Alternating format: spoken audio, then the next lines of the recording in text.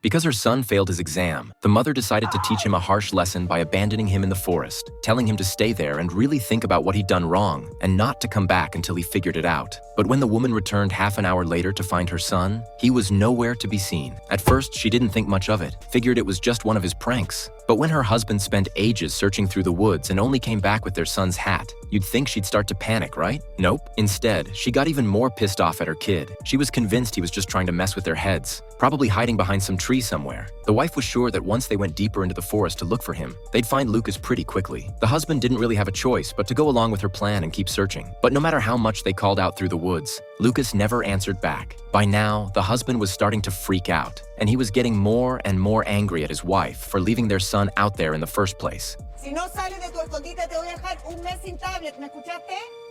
Un mes completo. Even at this point, the wife still thought it was all just her son pulling some elaborate prank. Instead of worrying about whether he was safe, she casually walked over and popped open the trunk, pulling out a tablet from their luggage. She took her sweet time booting up her son's favorite game, cranked the volume all the way up, and figured this would definitely get him to come crawling out of hiding. She yelled toward the deep woods, Si sales ahora de tu escondite, vas a poder jugar con la tablet hasta que lleguemos a la casa de los abuelos, ¿dale? Solo nos vas a tener que pedir perdón a tu papá y a mí por lo que hiciste y después vas a poder jugar todo el camino.